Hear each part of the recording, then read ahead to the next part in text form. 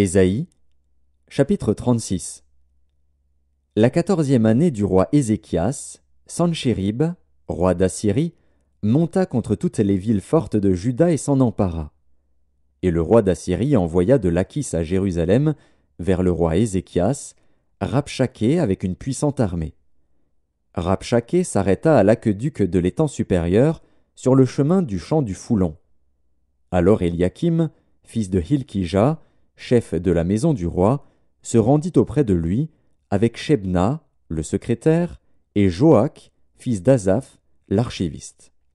Rabshaké leur dit : « Dites à Ézéchias, ainsi parle le grand roi, le roi d'Assyrie. Quelle est cette confiance sur laquelle tu t'appuies ? Je te le dis, ce ne sont que des paroles en l'air. Il faut pour la guerre de la prudence et de la force. En qui donc as-tu placé ta confiance pour t'être révolté contre moi ? Voici, tu l'as placé dans l'Égypte. Tu as pris pour soutien ce roseau cassé qui pénètre et perce la main de quiconque s'appuie dessus. Tel est Pharaon, roi d'Égypte, pour tous ceux qui se confient en lui. Peut-être me diras-tu, c'est en l'Éternel, notre Dieu, que nous nous confions. Mais n'est-ce pas lui dont Ézéchias a fait disparaître les hauts lieux et les autels, en disant à Juda et à Jérusalem, vous vous prosternerez devant cet autel. Maintenant, fais une convention avec mon maître, le roi d'Assyrie, et je te donnerai 2000 chevaux si tu peux fournir des cavaliers pour les monter. Comment repousserais-tu un seul chef d'entre les moindres serviteurs de mon maître ? Tu mets ta confiance dans l'Égypte pour les chars et pour les cavaliers. D'ailleurs, est-ce sans la volonté de l'Éternel que je suis monté contre ce pays pour le détruire ? L'Éternel m'a dit, monte contre ce pays et détruis-le. Éliakim, Shebna et Joar dirent à Rabshaké, parle à tes serviteurs en araméen, car nous le comprenons, et ne nous parle pas en langue judaïque aux oreilles du peuple qui est sur la muraille. Rabshaké répondit, est-ce à ton maître et à toi que mon maître m'a envoyé dire ces paroles ?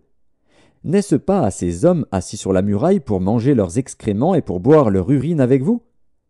Puis Rabshaké s'avança et cria de toute sa force en langue judaïque. Écoutez les paroles du grand roi, du roi d'Assyrie.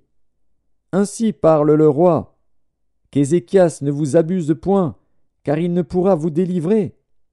Qu'Ézéchias ne vous amène point à vous confier en l'Éternel, en disant « L'Éternel nous délivrera, cette ville ne sera pas livrée entre les mains du roi d'Assyrie. » N'écoutez point Ézéchias, car ainsi parle le roi d'Assyrie, faites la paix avec moi, rendez-vous à moi, et chacun de vous mangera de sa vigne et de son figuier, et chacun boira de l'eau de sa citerne, jusqu'à ce que je vienne et que je vous emmène dans un pays comme le vôtre, dans un pays de blé et de vin, un pays de pain et de vigne. Qu'Ézéchias ne vous séduise point en disant « L'Éternel nous délivrera ». Les dieux des nations ont-ils délivré chacun son pays de la main du roi d'Assyrie ? Où sont les dieux de Hamath et d'Arpad ? Où sont les dieux de Sepharvaïm ? Ont-ils délivré Samarie de ma main ? Parmi tous les dieux de ces pays, quels sont ceux qui ont délivré leur pays de ma main pour que l'Éternel délivre Jérusalem de ma main ? Mais ils se turent et ne lui répondirent pas un mot, car le roi avait donné cet ordre, vous ne lui répondrez pas. Et Éliakim, fils de Hilkija, chef de la maison du roi, Shebna, le secrétaire, et Joar, fils d'Azaph, l'archiviste, vinrent auprès d'Ézéchias, les vêtements déchirés, et lui rapportèrent les paroles de Rabshaké.